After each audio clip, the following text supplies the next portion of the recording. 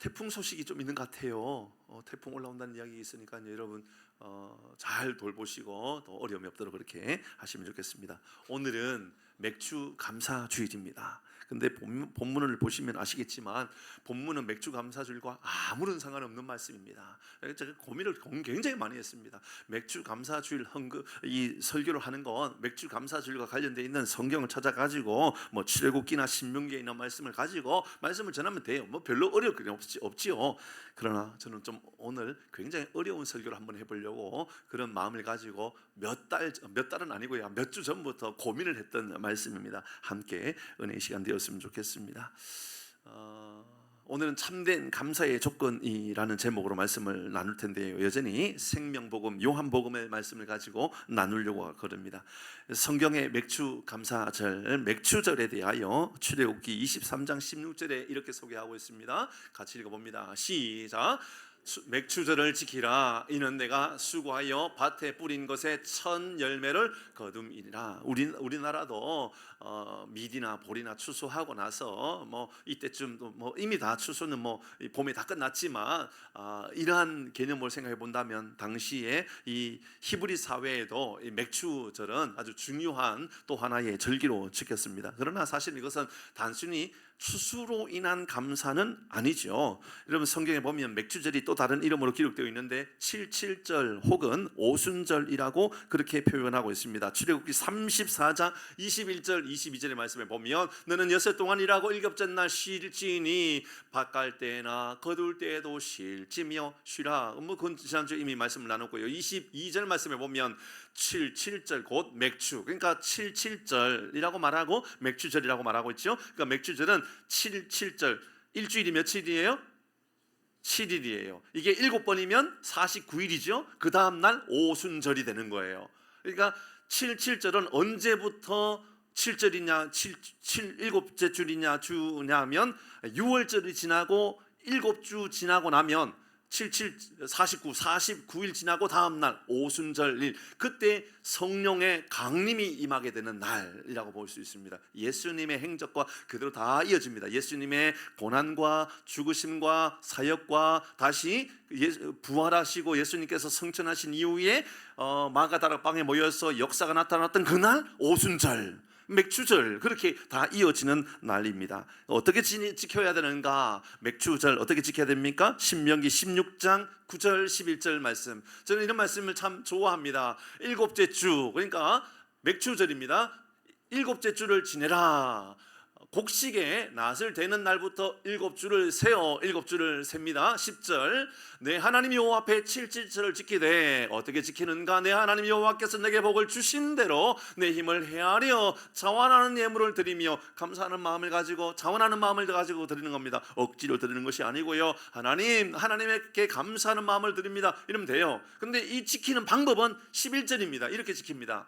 천천히 같이 읽어볼까요? 시작. 너와 내 자녀와 노비와 내 성중에 있는 레위인과 및 너희 중에 있는 객과 과와 가부가 함께 내 하나님 여호와께서 자기의 이름을 두시려고 택하신 곳에서 내 하나님 여호와 앞에서 즐거워할지니라. 그러면요, 이거 뭐 하라라는 거예요? 어렵고 힘든 사람들, 그들을 돌보고 하나님께서 채워주셨으니까 이것을 나누고 베푸는 거, 특별히 우리 모두가 함께 맛있는 것을 먹고 또 맛있는 축제를 나누고 또 이웃들을 돌보고, 이게 맥주절입니다. 우리가 그렇게 하고 있는가? 그래도 조금 하려고 노력은 하고 있는 것 같아요. 그래서 맥주절 혹은 추수절에는, 추수감사주일에는 양푼에다가 밥을 다 붓고요, 야채 다 넣고 같이 비벼가지고 같이 나눠 먹기도 하고, 그리고 또 빵을 좀 준비했습니다. 오늘도 빵을 교회에서 준비했는데 그 빵은요, 여러분만 드시지 마시고요, 특별히 이 빵을 가지고 가면 집에 가면 바로 냉동실에 들어가야 될 것 같다라고 생각한다 그러면 그렇게 냉동실에 안 넣고요, 그거 가지고요 여러분 이웃들에게 좀 나눠주시면 더 좋을 것 같아요. 감사하는 마음을 가지고 오늘 맥주절이라, 오늘 맥주 감사주일이라 이거 가지고 왔다고 하면서 이웃집에 한번 걸어놓는 것도요 의미 있겠죠. 오늘 성경의 말씀에 내 자녀와 노비와 내 성중에 있는 레위인과 및 너희 중에 있는 객과 과와 가부가 너희 하나님께서 자기의 이름을 두시려고 택하셨던 그곳에서, 성전에서 함께 즐거워해라. 이게 맥주절을 지키는 방법이라 그랬습니다. 맥주절 대충은 아시겠죠, 그죠? 언제 지키는지 어떻게 지키는지는 아셨잖아요. 그죠? 됐죠? 오늘 본문은 다시 말씀드리지만 맥주절과 아무런 상관이 없는 말씀이지요. 요한복음 말씀을 이어서 전하려고 합니다. 사실 죄송하지만 저의 고집 때문에, 저의 억지 때문에 이 본문을 가지고 말씀을 계속 전하는 것 아닌가? 저는 그렇게 생각했습니다. 맞습니다. 저는 좀 고집을 한번 피워보고 싶었던 겁니다. 뭐냐 하면 어느 성령을 가지고도 맥주절이든 추수절이든 예수님을 드러낼 수 있고 예수님 앞에 감사할 수 있다 그러면 그 본문이 잘못된 본문이 될 수는 없다라는 생각을 가지고 본문을 가지고 그대로 말씀을 나눈 것이지요. 저희 개인적인 입장에서는요, 좀 더 훨씬 더 어렵습니다. 이 말씀을 가지고 감사를 찾는다? 이 말씀을 가지고 맥주 감사절을 적용해가지고 감사의 제목을 나누어 본다라고 하는 것은요, 굉장히 힘든 연구이고 굉장히 어려운 적용이 될 수가 있습니다. 그래서 맥주절과 상관없어 보이는 이 본문이라 할지라도 예수님이 드러나고 예수님을 높일 수 있는 거라면, 예수님을 증거하고 있는 거라면 그게 맥주절에도 동일한 마음을 가지고 우리가 예수님을 증거하고 높여야 한다라는 그런 이치 안에서 우리는 이 본문의 말씀을 가지고 어떻게 진정한 감사할 수 있을까를 적용해 볼 수 있겠다라는 마음이다라는 것이죠. 이제 그 전주 말씀을 또 나누어야 되죠. 2주 전에, 지난주 말고요, 그 전주에 우리가 말씀을 나누었던 내용은 수전절이었습니다.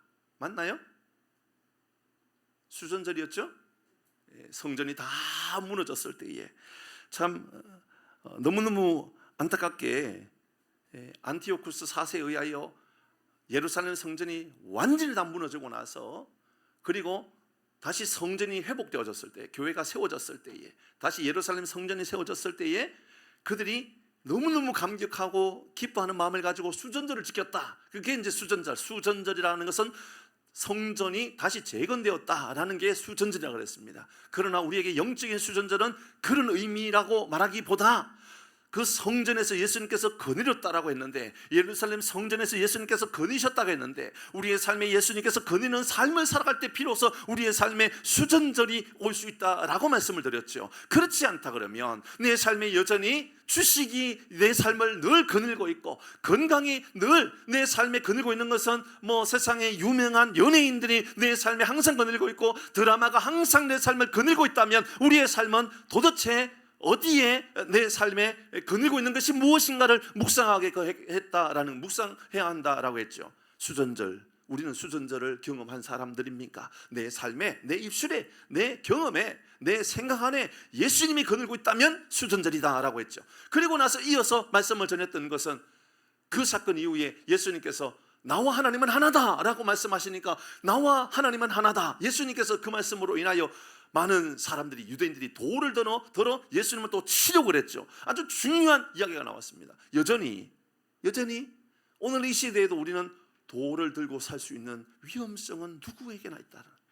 교회를 오래 다녀도, 아니 교회를 얼마 다니지 않은 사람도, 아니 교회를 다니든 다니지 않든, 그게 목사도 장로님도 충분히 돌을 들고 살아가는 사람이 있을 수 있다라고 말씀을 드렸죠. 왜 그들은 그렇게 분노해야만 했습니까? 왜 그들은 분노 가운데 살아가고 있었습니까? 두 가지 나누었죠. 하나는 완고함입니다. 남의 말은 듣지 않는, 오직 내가 듣고 싶은 것만 듣고 살아가는 그 고집, 완고함, 그게 결국은 교만이라고 그랬습니다. 그러니까 교만, 남의 말을 듣지 않는 그 교만으로 말미암아 어떤 일들이 일어나는가? 결국은 돌을 들어 예수님을 죽이려고 했던 모습들이 나타났다고 했다라는 것이죠. 그리고 나서 예수님 피하셨습니다. 예수님 자리를 피하셨어요. 무서워서 피한 건 아니죠. 왜냐하면 예수님께서 이미 죽으시기 위해서 오셨으니까요. 자, 그리고 오늘 본문의 말씀을 보면 예수님께서 유대인들을 피하여 떠나셨던 곳에 대한 말씀이죠. 참, 예수님께서 피하셨는데 왜 요단강 저편 그곳으로 가셨을까?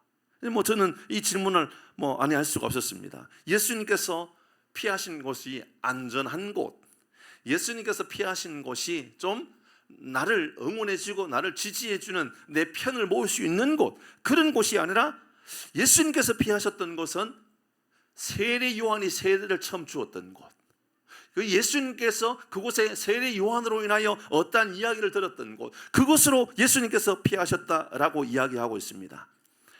칭찬받는 곳이 아니라, 환영해 주는 곳이 아니라, 예수님께서 피하셨던 그 요단강 저편은 광야와 같은 곳입니다.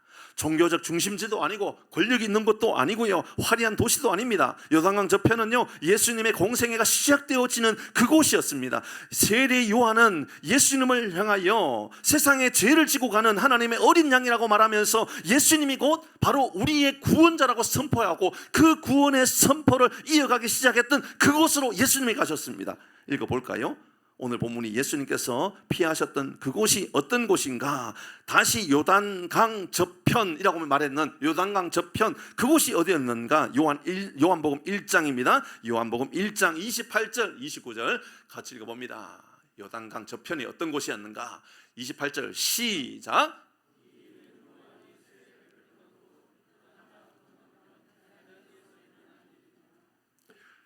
이 일이 요단강에서 이루어지고 있었는데, 세례 베풀던 곳 요단강 저편 베다니에서 일어난 곳이다.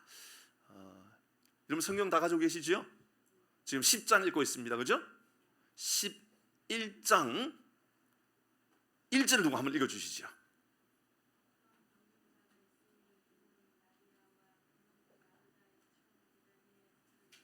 어디라고요?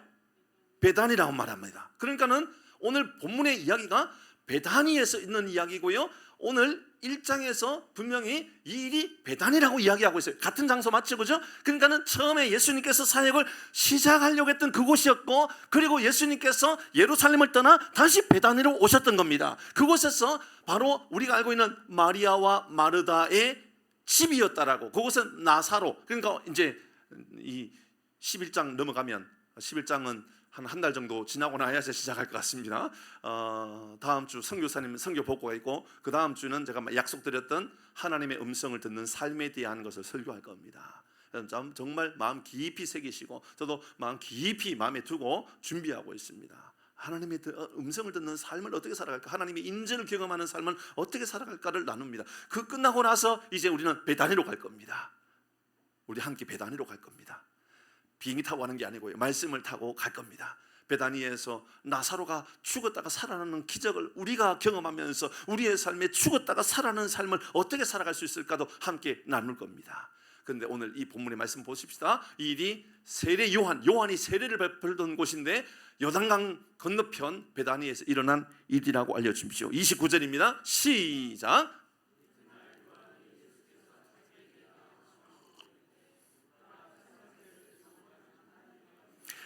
그곳에서 세례 요한은 예수님에 대해서 분명하게 이렇게 알려줍니다. 예수님이 바로 여기 계신 이분이 하나님의 어린 양인데 세상 죄를 지고 갈, 바로 우리를 구원하기 위하여 세상의 모든 죄를 짓고 살아가는 모든 죄를 대신 지고 이 땅에 오신 바로 예수님 구원자다라고 세례 요한이 이야기했던 것이죠. 사람들은, 저는 본문의 말씀을 생각하면서 그런 생각이 들었어요. 사람들은 인정받는 것을 좋아하죠. 박수 쳐주는 것을 좋아합니다. 저도 그렇지 않겠습니까? 저도요, 사람들이 일을 많이 시키는 것보다도 일은 별로 안 해도 박수 쳐주고요, 인정해주고요, 그게 너무 좋은 것 같아요. 그래서 익숙한 그런 삶을 살아가는 것 아니겠습니까? 그런데 예수님은 영광받는 곳이 아니라 사명의 자리, 예수님께서 다시 사역을 시작하는 하나님의 어린 양, 세상 죄를 지고 갈 그 자리의 시작점에 다시 오셨다라는 겁니다. 우리는 높은 자리에 올라가기를 원하지만 예수님은 지금 가장 낮은 자리, 가장 인간의 모습으로 오셔서 우리를 구원하기 위하여 가장 낮은 자리에 스스로 다시 돌아오신 겁니다. 그래서 예수님 오신 이유를 우리에게 알려주고 있는 말씀이 오늘 본문의 말씀인 것이죠. 그렇게 예수님께서 계시는 자리, 예수님의 사명의 자리, 그 자리는 어떤 자리가 되었는가? 오늘 41절의 말씀을 볼까요? 41절의 말씀을 보니까 같이 이렇게 읽어봅니다. 41절 시작. 많은 사람이 왔다가 말하되 요한은 아무 표적도 행하지 아니하였으나 요한이 이 사람을 가리켜 말한 것은 다 놀라운 일이 일어납니다. 그렇게 사람들이 예수님을 죽이려고 했지만 이 베다니에 왔더니, 이 예수님께서 오신 이 요단강 저편 광야와 같은 곳에 왔더니 예수님의 사역을 모두가 다 인정하고 예수님께서 우리를 위하여 왜 오셨는지를 분명하게 말하고 있는, 그래서 많은 사람들이 요한의 표적은 말하지 않지만, 아니 표적은 이미 요한은 살아있는 거예요, 죽어 있는 거예요? 지금 죽어 있는 거예요. 이미 요한은 없어요. 그런데 요한이 아니라 예수님이 오셨다라는 이야기를 듣고 수많은 사람들이 몰려와가지고 표적을 보여달라는 것이 아니라, 기적을 보여달라는 것이 아니라, 나를 고쳐달라는 것이 아니라, 나를 회복시켜달라는 것이 아니라, 나 부자 좀 시켜달라는 것이 아니라, 예수님이 하나님의 어린 양이라고, 세상 죄를 지고 오신, 세상 죄를 지기 위하여 오신 하나님의 어린 양이라고 다 그대로 믿음으로 받아들이더라라는 것입니다. 42절은 분명하죠. 그 다음에 이어지는 말씀은 같이 읽어봅니다. 시작. 그리하여 그곳에서 많은 사람들이 예수님을 믿으니라. 요단강 건너편 저곳 광야와 같은 곳인데 그곳에 예수님께서 계시니, 예수님이 함께 하시니 수많은 이들이 예수님께서 바로 메시아라는 것을 믿게 되고 예수님을 따르게 되었다라는 것이지요. 저는 우리 교회뿐만 아니라 이 말씀을 묵상하면서 가장 중요하게 우리 마음에 두어야 되는 것이, 교회의 주인은 예수님이시다, 이 믿음의 고백이 필요하다. 다시 이 나라의 모든 교회도 예수님이 주인이심을 인정해야 한다. 예수님이 주인된 삶을 살아가야 된다. 그 교회뿐만 아닙니다. 우리의 삶에도 마찬가지입니다. 교회를 향하여 그렇게 이야기하는 것으로 끝나지 않고 여러분의 인생을 두고도, 하나님 제 인생의 주인은 예수님이십니다. 베다니의 주인은 예수님이십니다. 요단강 저편 강야의 주인은 예수님이십니다. 그래서 길이 없는 것처럼 보여지고 물이 없는 것처럼 보여지고 삶에 아무런 가치가 없는 것처럼 보여지는 그 땅 베다니라 할지라도 그곳에서 예수님께서 계시니 그들이 살아나게 되고, 그래서 살리는 역사 누구를 통하여 보여주는가? 나사로를 통하여 예수님께서 계시는 땅에 나사로가 어떻게 살아나는가를 보여주는 본문이 바로 그런 말씀이라는 것이죠. 문제는 껍데기는 화려한데 속은, 그 본질은 늘 부족하고 연약한, 아니 본질은 별로 관심이 없는 그런 모습이 아닌가, 저는 말씀을 묵상하면서 생각했습니다.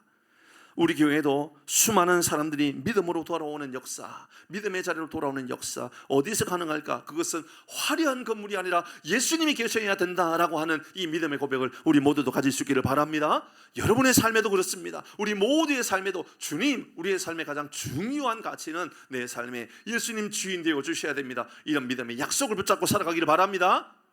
아멘. 오늘 내용은 이제 여기까지입니다. 오늘 본문의 내용이 여기까지예요. 그러니까 끝, 이렇게 돼야 됩니까? 이제 맥주절을 맞이했으니까 감사의 제목을 찾아가지고 오늘 본문의 말씀을 가지고 감사의 제목을 한번 적용해 보십시다. 무엇을 감사할 수 있을까입니다. 무엇을 감사할 수 있을까? 41절 말씀을 다시 읽어봅니다. 41절 시작.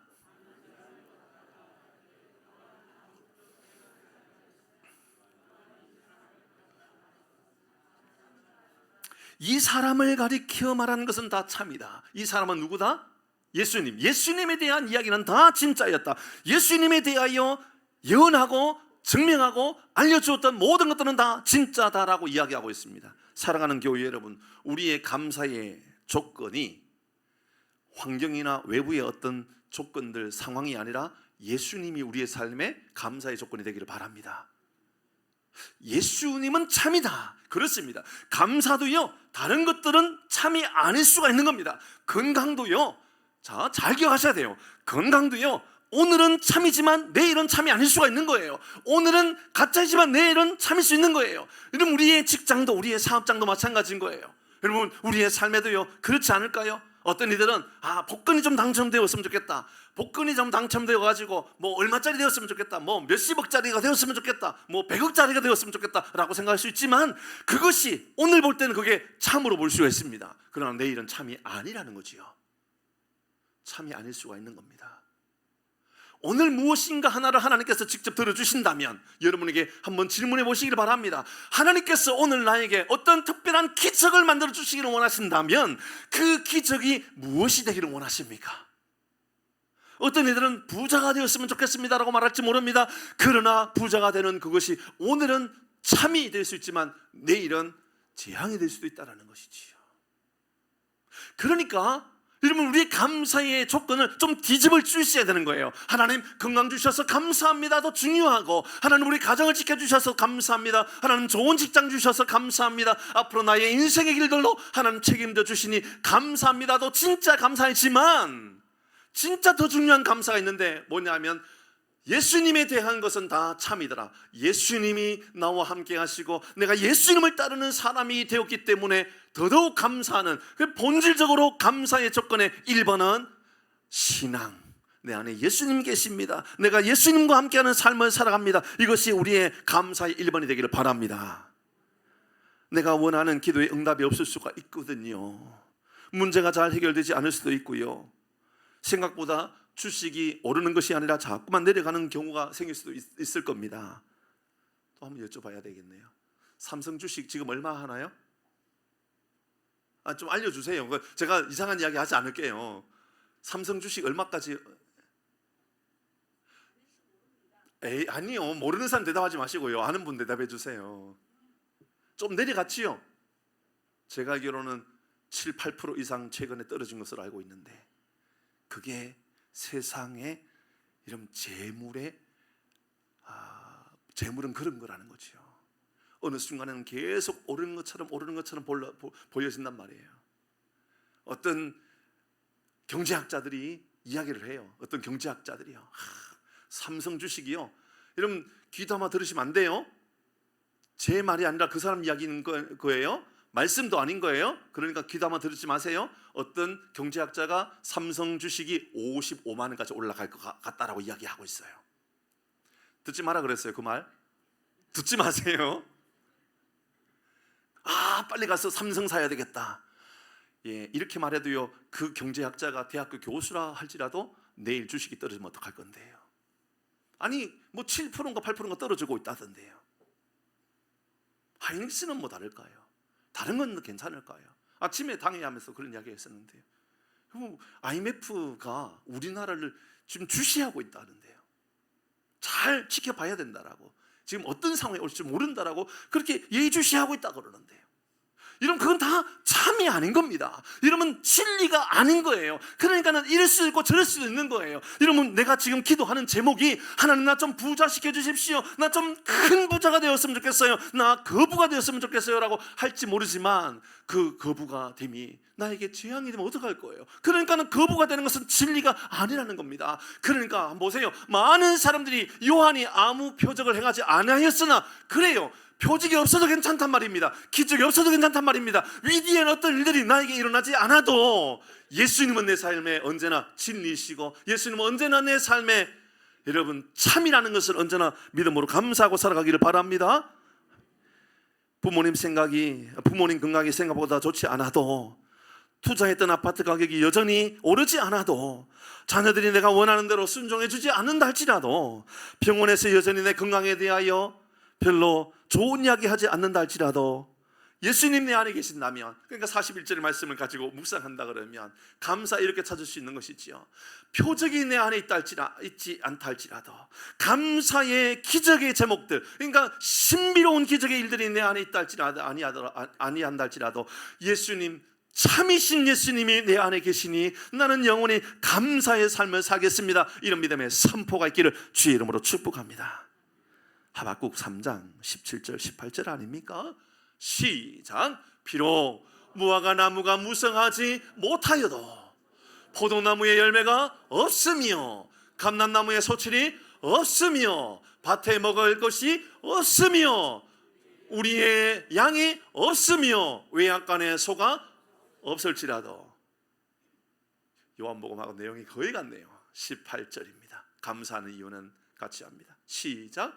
나는 여호와로 말미암아 즐거워하며 나의 구원의 하나님으로 말미암아 기뻐하리로다. 사랑하는 교회 여러분, 이제 감사의 조건을 뒤집고 살아갈 수 있기를 바랍니다. 어쩌면 이 뒤집는 감사는 돌아서는 것과 같은 걸 겁니다. 진짜 감사는 하나님께서 나를 자녀 삼으셨구나, 하나님께서 나에게 은혜 베풀어 주셔서 하나님의 자녀 삼아 주셨구나, 그 감사지요. 믿음이란, 성도의 믿음이란 기쁨의 원천, 기쁨의 원인, 기쁨의 제목, 감사의 제목이요 달라졌다라는 말이거든요. 예수님으로 인하여 내가 기뻐하고 예수님으로 인하여 내가 이제는 감사가 솟아날 수밖에 없다라고 말하는, 그게 바로 이제 예수 믿는 사람의 감사지요. 바울도요, 예수님 만나기 전에 돌 들었던 사람 아닙니까? 아유, 지난주도 돌인데 오늘도 돌 이야기 또 하게 될 것 같아요. 바울은 예수님을 만나기 전에요, 돌을 들었던 사람입니다. 우리 인사했던 그 이야기 있지요. 당신의 얼굴 보니 천사의 얼굴 보는 것 같습니다. 그게 언제까지 얼마만큼 가능한지를 한번 돌아보시기 바랍니다. 스데반입니다. 여러분, 사도행전 6장 15절 말씀에 보면 스데반을 향하여 이렇게 말했지요. 이런 얼굴을 우리도 가질 수 있으면 좋겠습니다. 같이 합니다. 시작. 공회 중에 앉은 사람들이 다 스데반을 주목하여 보니 그 얼굴이 천사의 얼굴 같았다고요. 이러면 천사의 얼굴과 같은 사람들에게 침을 뱉는 것 쉬운 일이다, 어려운 일이다? 어려운 일이다. 여러분, 저 뒤에 사랑이가 있어요. 그냥 보고만 있어도 천사의 같잖아요. 저 천사의 같은 얼굴을 가지고요, 우리가 돌을 던질 수 있어요? 아니요, 못하지요. 오늘 성경에 스데반은 천사와 같은 얼굴을 가지고 있었다 그랬습니다. 그런데 예수님을 증거하는 스데반이 너무너무 꼴보기 싫었던 사람이 있었습니다. 바울이라는 사람이지요. 변화되기 전에 우리는 사울이라고 성경이 기록하고 있는 그 바울 말입니다. 사울은 스데반을 볼 때에 저 죽여버리고 싶었습니다. 내가 알고 있는 율법, 내가 알고 있는 그 성경, 내가 알고 있는 하나님의 말씀, 내가 알고 있는 토라, 저 성경은 예수가 메시아가 될 수 없다. 예수는 절대로 메시아가 아니다. 그 고집, 그 완고함, 절대로 남의 말을 듣지 않던 이 바울은 돌을 들었습니다. 그리고 스데반을 죽이죠. 사도행전 7장 58절 말씀을 보십시다. 같이 합니다. 58절 시작. 성 밖으로 내치고 돌로 칠세 증인의 옷을 벗어 사울이라 하는 청년의 발 앞에 두니라. 이 스데반을 향하여 돌을 던졌던 수많은 사람들이 그 돌을 던지는 것으로 끝나지 않고 그 옷을 가지고 누구에게 갔다고요? 사울은 지금 나이가 많은 사람, 젊은 사람? 여러분, 이럴 때에는 아무리 봐도 나이가 좀 많은 중진의 원로급에게 가가지고 우리가 이렇게 했고 이렇게 하는 것은 합당하지 않겠습니까? 라고 말했을 겁니다. 그러나 사울은 젊은 사람이었습니다. 사울은 모든 사람들에게 인정받고 있는 탁월한 실력을 가지고 있는 학자였으며 감을 가지고 있는 사람, 그런 집안의 사람이었습니다. 그랬던 이 사울에게 이 스데반을 이 돌로 쳤던, 그래서 죽였던 그 옷을, 증거를 가지고 바로 이 바울 앞에 보여주었던 것이지요. 그리고 58절에 이렇게 말합니다. 59절 시작. 그들이 돌로 스데반을 치니 스데반이 부르짖어 이르되 주 예수여 내 영혼을 받으시옵소서. 자, 58절의 말씀에 왜 사람들이 스데반을 죽이고 그 옷을 사울 앞에 갖다 놓았던 이유가 뭘까? 그렇게 한 이유가 뭘까요? 이 이야기에 대해서 제가 좀 여러 자료도 좀 찾아보고 그랬었는데요. 중요한 것은 최종적인 모든 결정은 인정받게 한 그 사람이 바울이다라는 말이 되는 것이고요. 그래서 돌로 쳤던 그 많은 사람들 가운데 사울에게 옷을 갖다 줌으로 말미암아 이 모든 책임은 당신이 피할 수는 없는 겁니다. 그러니까는 돌로 친 것은 다른 사람이지만 실제로 바울이 스데반을 죽이는 일에 동참한 것으로 여길 수밖에 없다, 그 말이 되는 거예요. 옷을 그 앞에 갖다 놓고 허락을 받았던 것은 당신도 일에 동참한 것이고 당신이 주동자이고 당신이 허락했던 것이고 당신이 이 일에 가장 중심에 있는 인물입니다, 이 말이 되는 거죠. 그러니까 바울은 내가 언제 돌로 쳤어 라고 절대로 말하지 못하는 겁니다. 그리고 예수님을 만났습니다. 그리고 예수님을 만났던 바울은 완전히 이제 새로운 삶을 살게 됩니다. 예수님이 거니는 삶을 살아감으로 수전절을 경험하는 바울은 이제 완전히 변화되어서 로마서 7장 24절 말씀에 보면 이렇게 살아갑니다. 완전히 바뀌어지는 것이죠. 인생의 말이 바뀌어지는 거예요. 같이 읽어봅니다. 시작. 오라 나는 곤고한 사람이로다. 이 사망의 몸에서 난 사망의 몸이라고. 나는 죽을 수밖에 없고, 아니 나는 구해낼 수 있는 방법이 아예 없는 사람이라고. 오라, 나는 곤고한 사람이로다. 이 사망의 몸에서 나를 건져낼 길이 없다. 그런데 25절에 예수님을 만났던 바울은 이제 이렇게 말하게 되지요. 시작. 우리 주 예수 그리스도로 말미암아 하나님께 감사하리로다. 예수님 그분만 감사하게 되었다. 이 말을 하게 되는 것이죠. 전에는 학문으로, 집안으로, 실력으로, 능력으로 그렇게 감사하며 살았다면 그것은 다 껍데기일 뿐이라고. 그래서 그는 다 내가 배설물로 여기는 것밖에 없다라고 이야기하지 않습니까? 그리고 내가 예수님의 흔적을 가지고 예수님을 내가 자랑하는 삶을 살아가는 것밖에 내가 자랑할 게 없다라고 이야기하게 되었다라는 것이지요. 사도행전 7장 갈라디아서 2장 20절의 말씀에 보면 같이 읽어봅니다. 시작. 내가 그리스도와 함께 십자가에 못 박혔나니 됐습니다. 바울은 이제 결국은 이렇게 말하게 됩니다. 나도 이제 예수님과 함께 십자가에 못 박힌 삶을 살게 되었다. 내 경험은 십자가에 못 박는다. 내 의견, 내 생각은 십자가에 못 박는다. 내 말은 십자가에 못 박는다. 그리고 이제 십자가에 못 박혔나니 같이 합니다. 그런적부터 시작. 그런즉 이제는 내가 사는 것이 아니요 오직 내 안에 그리스도께서 사시는 것이라. 이제 내가 육체 가운데 사는 것은 나를 사랑하사 나를 위하여 자기 자신을 버리신 하나님의 아들을 믿는 믿음 안에서 사는 것이라. 우리의 믿음도 이제 이렇게 바뀌어졌어. 전에는 여러분 기적을 좋아하고, 전에는 뭐 응답받은 것을 좋아하고, 저는 신비로운 것을 좋아했다면 이제 예수님을 좋아하고 예수님으로 인하여 감사하는 것을 가장 큰 감사라고 믿음으로 선포하고 살아가는 이 고백이 우리 모두의 고백이 되기를 주의 이름으로 축복합니다. 그렇습니다. 감사의 가장 첫 번째는 감사의 조건이 뒤집어진 거예요. 예수님이 내 삶에 감사한 거예요.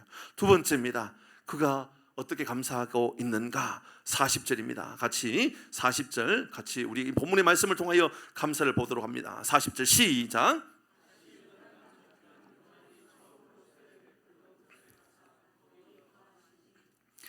요단강 저편 요한이 처음으로 세례를 베풀던 그곳으로 갔다 그랬습니다. 근데 지난주에 우리가 말씀을 묵상하면서, 그 전에 말씀을 묵상하면서 수전절을 경험하고 있는 그때의 계절이 언제라 그랬죠? 자시요. 수전절을 맞이하는 그때의 계절이 언제라 그랬죠? 겨울이라 그랬습니다. 오늘 본문의 말씀은 요단강 저편 그 땅은 광야입니다. 이게 어쩌면 그들이 지금 놓여져 있는 시대의 모습이고 삶의 모습이었는지도 모릅니다. 겨울과 같은 곳, 광야와 같은 곳, 아무도 인정해 주지 않는 곳, 그런 곳이 바로 지금 본문이 등장하고 있는 이 현장일 수 있을 것입니다. 우리는 예루살렘이면 감사하고 요단강 저편 광야라고 한다면 한탄해하고 억울해할 수 있는 것이죠. 그런데 인생에 보면 즐거워하고 겨울은 너무너무 싫고 힘들다라고 말하고 있는 성도님들은 오늘 본문의 말씀을 보면서 계절만 말하는 것이 아니라 우리 인생도 한번 돌아보는 거예요. 여러분, 계절이 겨울이면 감사할 제목이 없어야 되는가라는 것입니다. 요단강 저편 광야에 있으면 감사의 제목이 없어야 되는가라는 것이지요. 우리의 삶에 내게 봄은 언제였는가 돌아보시기를 바랍니다. 일이 잘 될 때 그때가 봄이었나요? 우리 자녀가 결혼하고 우리 자녀가 성공하고 우리 자녀가 아기를 놓고 그래서 내가 손주를 보고 그러면 내 인생에 봄이 온 건가요? 그러면 겨울의 시간은 언제였나요?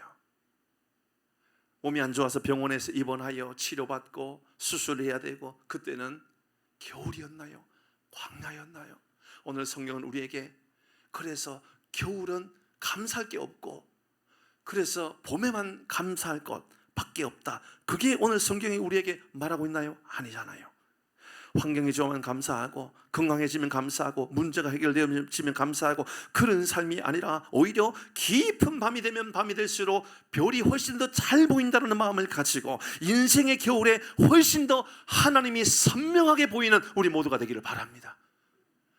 겨울에 하나님이 잘 보이십니까? 광야에 하나님이 더 잘 보이십니까? 이 또한 바울이 그대로 증명해 줍니다. 고린도후서 12장 9절 말씀입니다. 같이 합니다. 시작. 나에게 이르시기를 내 은혜가 내게 족하도다. 이는 내 능력이 약한 데서 온전하여 짐이라 하신지라. 그러므로 도리어 크게 기뻐함으로 나의 여러 약한 것들에 대하여 자랑하리니 이는 그리스도의 능력이 내게 그리스도의 내게 능력이 내겐 머물므로 말미암아 약할 그때에 더 감사할 일들이 많아지는 우리 모든 교우들 되기를 바랍니다. 벤 캠벨 존슨이라고 하는 분이 책을 요즘 그런 책을 많이 읽고 있다 말씀드렸잖아요.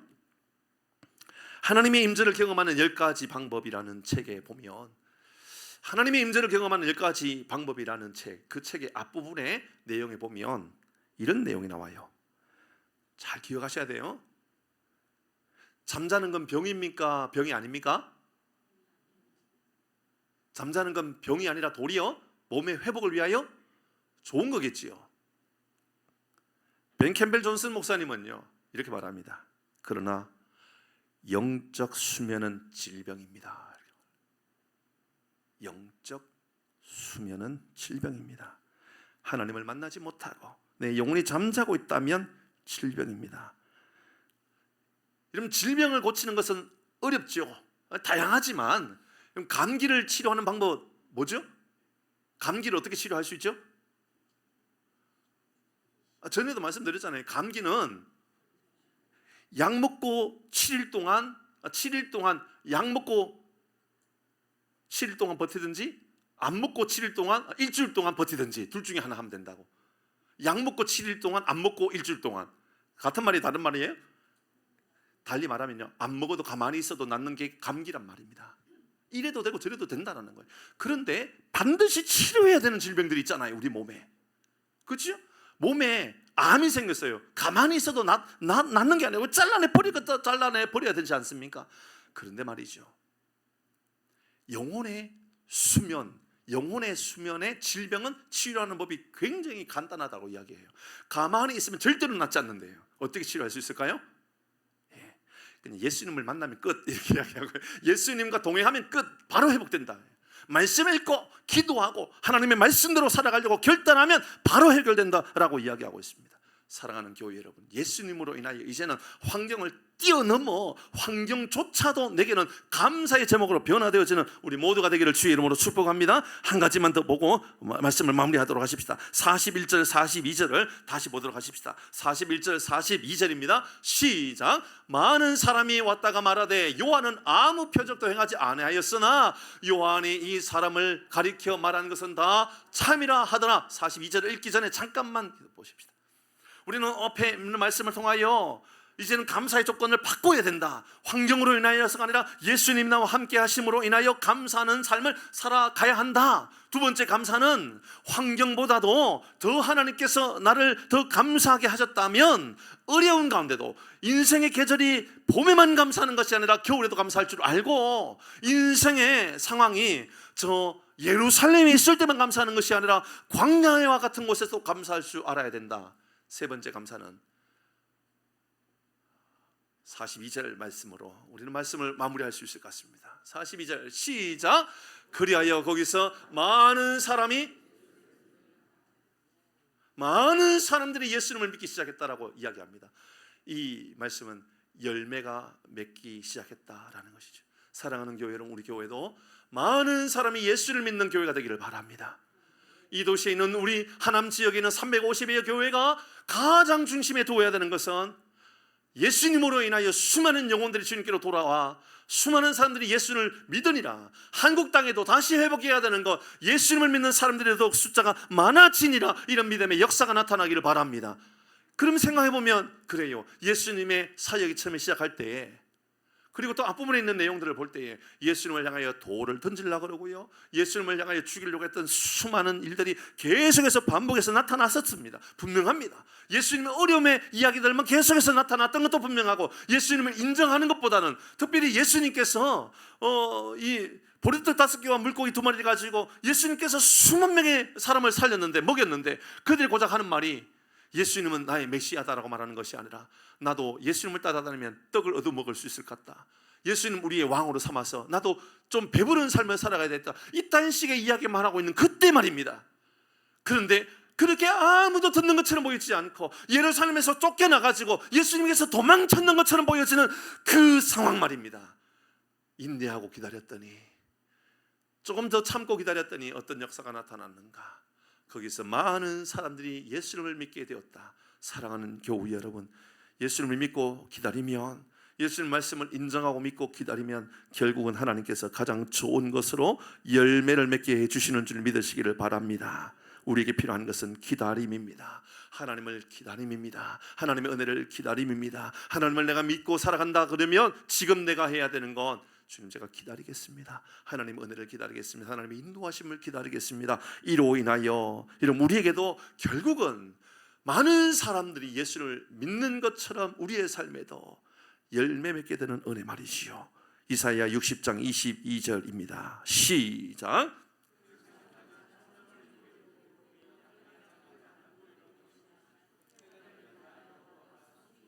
살아계신 하나님의 말씀입니다. 살아계신 하나님의 말씀, 그 말씀은 우리에게 작은 자이지만 천명을 이루겠고 약한 자이지만 강국을 이룰 것이다. 언제? 하나님께서 당신이 택한 때가 되면 이 일을 반드시 이루겠다. 사랑하는 교회 여러분, 혹시 가정을 위하여 눈물을 흘리셨습니까? 조금만 더 기다리시면 하나님께서 때가 되면 이루어 주실 줄 믿습니다. 남편을 위하여 지금까지 눈물을 흘리셨습니까? 아내를 위하여 눈물을 흘리셨습니까? 부모님을 위하여 지금까지 눈물을 흘리고 살아오셨습니까? 조금만 더 기다리시고 헌신하고 조금만 더 하나님께 은혜를 구하면 하나님께서 때가 되면 이루시리라. 이 믿음의 고백이 우리의 고백이 되기를 바랍니다. 교회를 섬기신 분들, 사랑하는 교회 여러분, 오늘 이 시간에 우리는 맥주감사 주일입니다. 지금도 우리에게 거두어진 열매도 감사하지만 앞으로 하나님께서 이루어 가실 일들에 대한 기대감을 가지고 감사의 삶을 살아가기를 주의 이름으로 축복합니다. 감사 찬양하도록 하십시다.